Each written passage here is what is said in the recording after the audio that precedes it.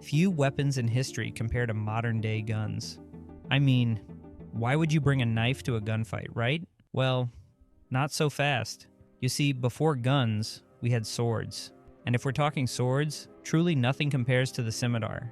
And as always, the comment section should be an open discussion about this. But here's what I've gathered.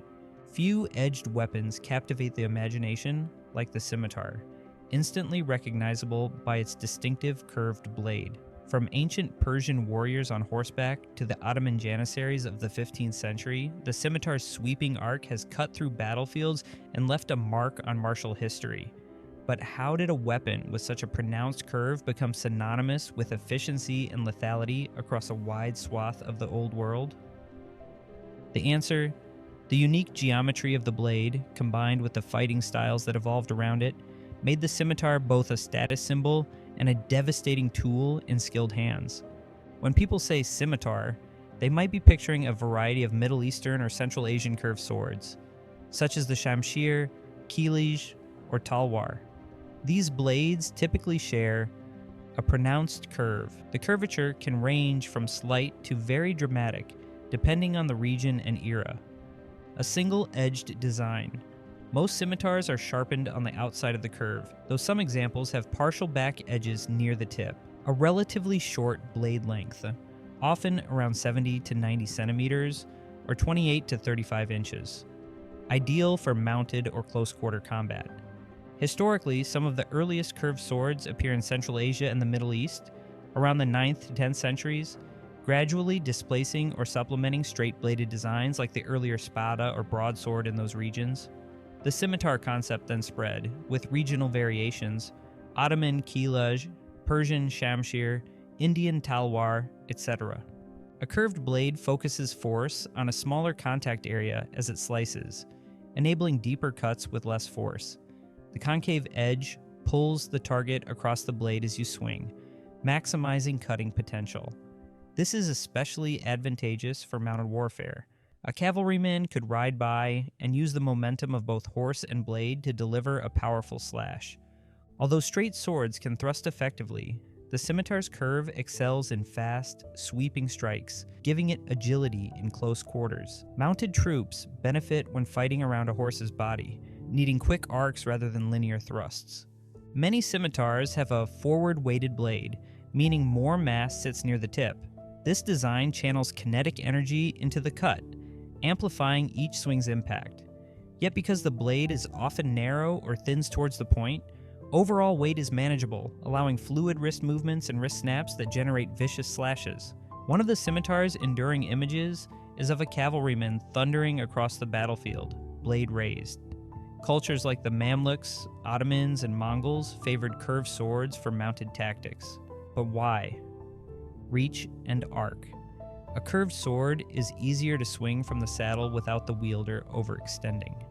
One-handed advantage. The rider can hold reins in one hand and slash with the other, maintaining control of the horse while delivering strikes.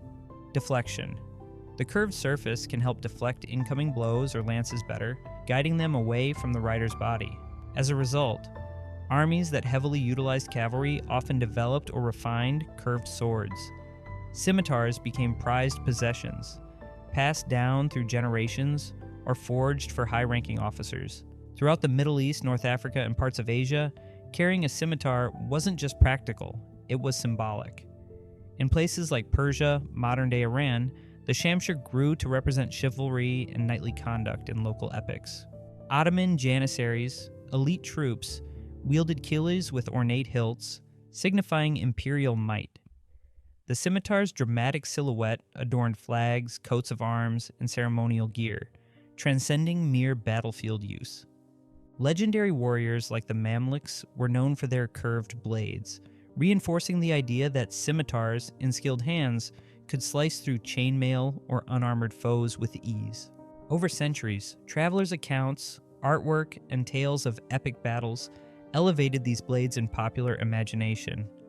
In the West, the scimitar gained a mystique that persists today, partly due to Orientalist fascination during the 19th century, and partly from Hollywood portrayals of Arabian Nights-esque swashbuckling. Yet behind the romance lies genuine function. The scimitar was never just for show. While the medieval longsword excelled in thrusting and half-sword techniques against plate armor, the scimitar's advantage lay in lightness and cutting geometry.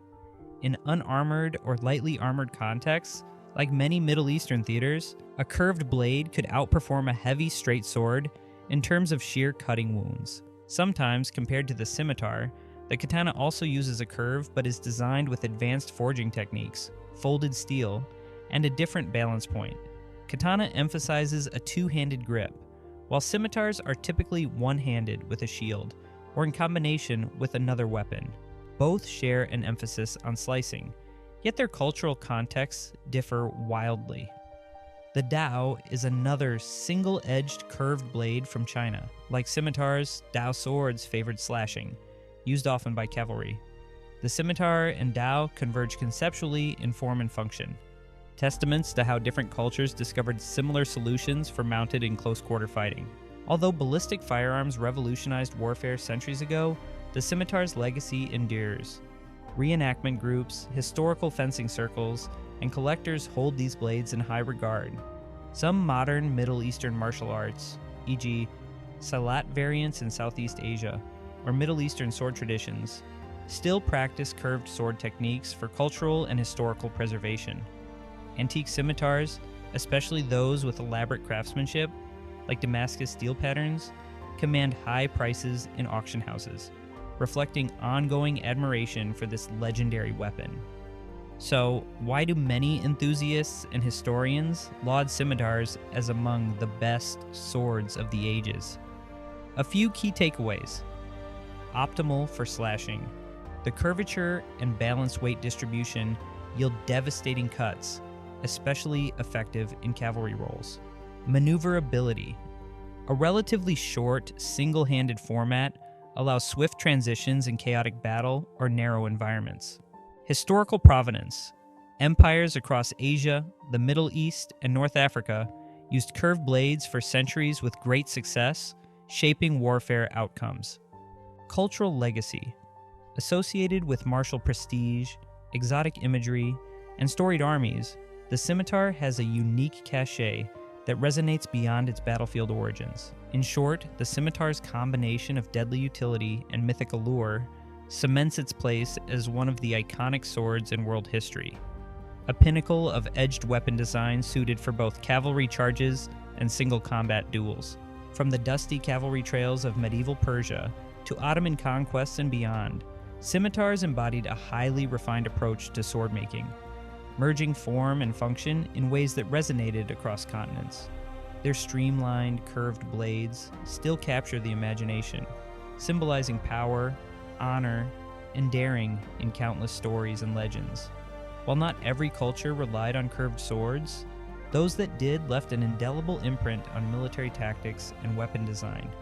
It's no wonder so many historians and martial experts place scimitars among the world's great historical weapons, simultaneously elegant and fearsome. As you hold one, real or replica, you hold not just steel, but centuries of battlefield innovation, cultural identity, and human ingenuity. That perhaps is what truly makes the scimitar one of the best weapons of the ages.